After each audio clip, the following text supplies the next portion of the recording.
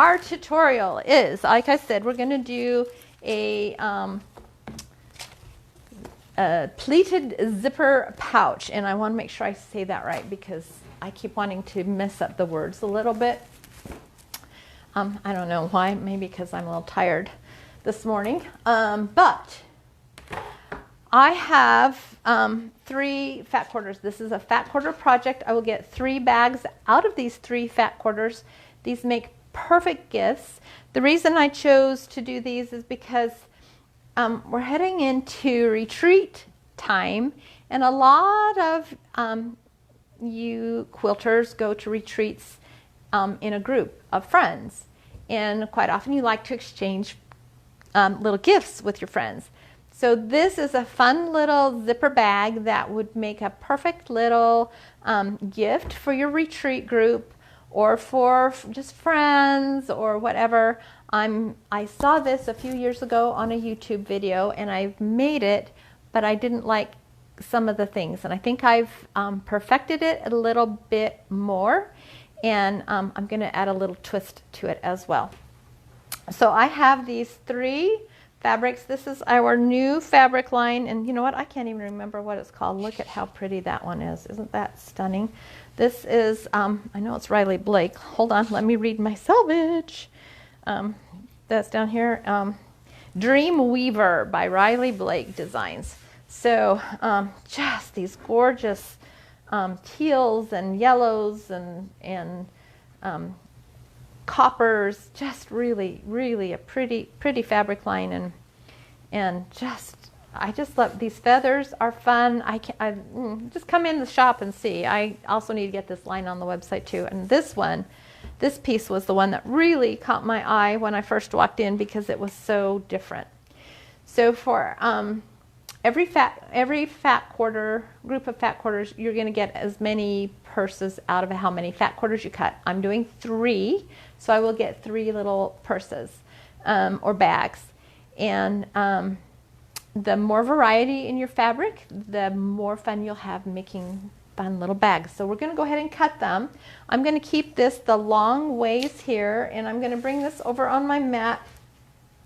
My 0 is right here, and I'm going to apologize right now. This might be upside down. Cameraman's doing the best he can across my table today, so just bear with us. This is what we're going to have to do. I'm going to square this up. Obviously, if I turn this over on this line over here, you can see my fabrics are not quite square. So before I cut, I do want to do a square cut. So I'm going to flip these over. I do have all of my selvages together, and there went my instructions, so I'll have to bend over and get that. And I'm going to hang it over just a little bit, and I'm going to feel to make sure that when I cut right here on my 0 line, I will get all of my fabrics because I do want a square line. So hold on while I pick up my measurements because I flipped them on the floor. Okay. So 3 fat quarters you need. Right now I just have a 6.5 by 20 4-inch ruler because I'm cutting a 22-inch piece of fabric, and I'm going to bring this over, and I want to make sure that I'm lined up on my 1-inch line down here so I can get good straight cuts. Normally I don't like cutting on my mat. I'm just going to say that off the top. I don't like cutting on the mat, but for this project this works the best. And because we're doing speed cutting with 3 layers, it's going to be just totally fine. Okay, so now I'm going to bring my ruler and I'm going to line it up on the 0 line right here, and I'm just going to trim this up right here. Also, when you cut with your rotary cutter, I want you to notice how I cut. I always keep my little finger, if I can, on the edge of my ruler, and I spider my fingers out like this, and I never cut beyond my fingers. I will walk my hand up. Our first cut is now going to be 2 inches, so I'm going to come to the 2-inch line again and put my ruler on the 2-inch line. Okay, cut, move my hand, cut, move my hand, cut. Then we go to the 6. I need a 6-inch piece, so 2 plus 6 equals 8. So I'm going to come to the 8. I hope that's not confusing. This will be a 6-inch piece, but we've gone 2 plus 6 is now 8. Okay, I don't want to hit the cord. My tech man will not be happy if I hit the cord. Whoops, I felt that one not cut. Let's back that up. Okay, there we go. So that was 6, and then my last cut is an 8-inch cut. So 8 plus 8 is 16. So I'm going to move this over here to my 16-inch line. Line it up right there. Cut, cut, cut. Okay, now this is scrap. This might be usable. Don't throw it away. Just set it aside. Now I have my pieces. I have my 8-inch piece here. I have my 6-inch piece here. And look at that. I missed a whole section. I must need a new blade in my rotary cutter. I bet that's never happened to anybody before. Right? Okay. 6 inches and 2 inches. Now we need to subcut. So I'm going to carefully set these aside somewhere. I'll just put them over here. I usually don't work this direction, but because of today we have to. Now we need to subcut our strips. So carefully, so you don't do what I just did and knock your stack. Tap it back into place. I'm going to do the same thing that I did. I'm going to get it lined up all evenly on a line on my mat. Then I'm going to take my ruler. And at this point, this ruler is a little overkill, but it's okay. All right, I'm going to, again, line my ruler up here on my 0 line and trim this. This is my selvage edge right here. Trim that off. That goes bye-bye. That part does. Then I need 8 inches twice. So we're going to subcut 8 inches once. And 8 inches twice. 8 plus 8 is 16. Right there. And okay, this is a waste piece that goes in our waste pile, and that's okay. And then these two get stacked up over here. Then we're going to take our 6-inch, which is our body. Now the reason we're doing these 3 cuts, we have a contrasting band, we have a contrasting body, and then our lining will be another contrasting fabric. So you see it's going to be a lot of fun to make these bags, and you get to use pretty fabrics, always pretty fabrics. Okay. Once again, I'm going to trim this. Now this is where it's going to get interesting because we are going to subcut this. Let me trim this off here on that 0 line, and that goes in the trash pile. Unless you save your selvages, you can cut a little bit wider on those selvages if you save them. Because these are small pieces, I don't know if you want to do quite that. And I'll talk about selvage projects sometime later this year, so start saving your selvages. Okay, our first cut here is going to be 10 inches. Now you notice that that's a 2-inch difference from our band because we have to allow for our pleat. Okay, so we're going to come over here to our 10-inch line and get that lined up there. Okay, and then over to the 20. And we'll be making our pleat next week. Today we are just getting cut out, and we will use a new product. At least it's new to me, fairly new to me, and I kind of like this little product. Okay, our last one to cut is our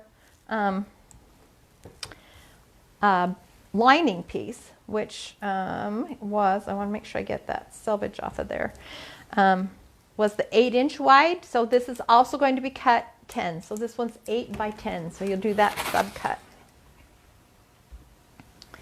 Okay. And remember, you'll also need coordinating zippers or contrasting zippers. So here's my 10-inch mark. And then to 20. Okay. Okay, scrap pile, and then this is the final pile. Okay, So now I'm going to sort these real quick so you can see we have 2 linings of each color.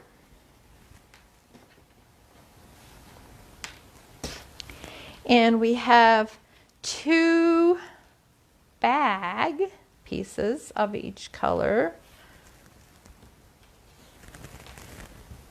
And then we get to decide what we're going to make today and how we're going to coordinate this. I have also got my Wonder Clips so I can clip my other bags together and keep them straight, okay? And then we have our little, what did I call that? Our little strap, contrast strip at the top. Okay. All right. So now we get to mix and match. And because I really like this one, I want to start with this one as the main body of my bag. And I want to have this as my contrast band. And so this one will be my lining. Okay, so this will be on the inside of our bag. And this will be the top part of our bag like this. I'll show you how to pleat that in so it's the same size next week. So now I'm just going to stack these others out of the way. I'll put them over here, and I'm going to bring in my ironing mat.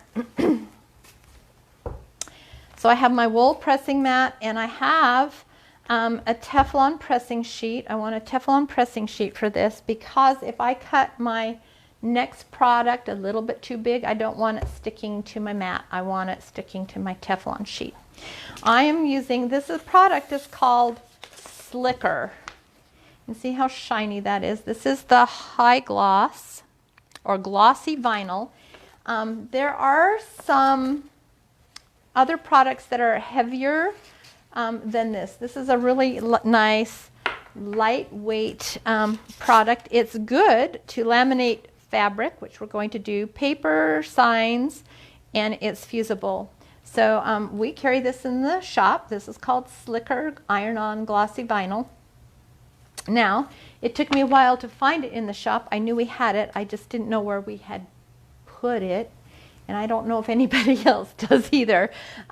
So if you decide to do this project or try this product, it is in the Minky room. A lot of you know the Minky room is the center room where all the Minky is. Right as you go in to the right is where we keep our stabilizers for our embroidery stabilizers, and it's in that rack, that display rack right there. There was no way to hang it. I thought we had it back by our Annie's products because I learned about it from Angela, who teaches our By Annie's classes. So you notice we have a grid, and it is a little fiddly to work with, but I'm going to do this and see if I can't make this work a little bit. I'm going to see how big I need for my 2 pieces, and I'm going to cut it. I think I can get 2 pieces out of just, yes I can. Okay, so I've measured. Like I said, I'm going to have a little extra to trim. That is okay. I'm going to cut it on this line right here because I just measured, and I'm not going to use my ruler because I think that will be even more fidgety. I'll just go slowly like this. You know, you can go faster, but it is a rolled up product, so it does like to keep curling up. Okay, and then I will take it and do one this way. Now this this works great. This is going to waterproof the inside of our bag, so that will make it really nice for if I wanted to do use it for makeup. And I don't know about you, but I have a couple of makeup bags, and see, this is why it gets a little fidgety because it wants to keep rolling. But I need that this time. I do want to get a fairly straight cut. But I do like to have my inside of my makeup bag so I can wipe it out. Okay, so now I have 2 pieces. We're only going to work with 1 right now. Okay, now I'm going to This is where it gets a little nerve-wracking because I want to get it right. I'm going to peel off the paper, and I just rolled that corner back and it lifted really, really well. Okay, and peel this off. I don't like using this paper because it is still curly. Okay, now I'm going to place this on my fabric, and I'm going to rub it in place with my hand. I'm going to bring over, I better make sure my iron is kicking on there. It's a no steam iron, and you only have to hold it for 8 seconds. So that's not a very long time to make this fused on. It is a light stickable, but not super sticky on the thing. Now I've also got my paper still, and I want to keep this because I want to put this on top. And I actually like to, I don't want my iron to touch the plastic, obviously. So I'm going to iron this in a couple of sections, and I'm going to turn this a little bit. Bring my iron over. Hopefully I can do this around all these cords here. But I will move this, and I'm just going to hold it for 8 seconds. 2, 3, 4, 5, 6, 7, 8. So see, you will count it and just move it nicely like that. And then I'm going to lift this up carefully because I need to move this to get the parts that I haven't fused yet.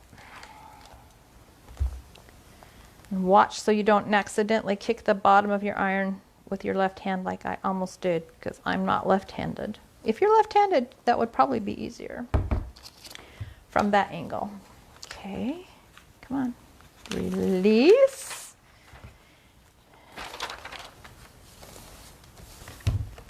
So it's pretty quick to make this happen.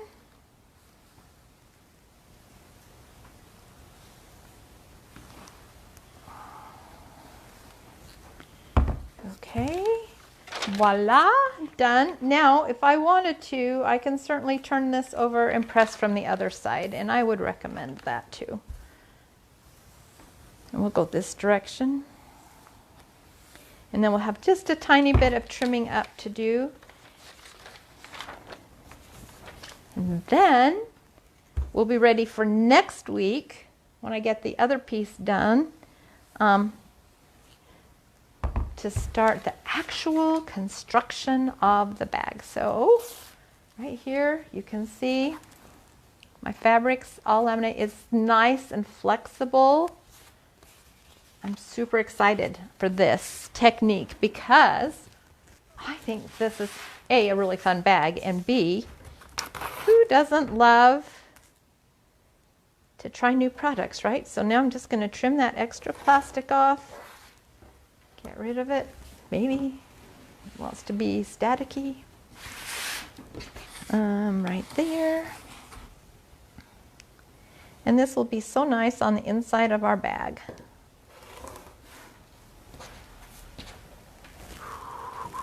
Goes in my little garbage pile. And I think I'll just get that one string. We got that pretty good. We're covered on everything else. So I will do the other side and get that ready, and then next week we'll start putting the bag together. So remember, 3, 4, 5 back quarters, whatever you're comfortable cutting through. I would recommend probably no more than 5. And that will give you the same amount of bags, and you'll have a lot of fun mixing and matching and coordinating everything and matching zippers, all right? And your slicker vinyl. So we will see you next week. Hope you have a great week.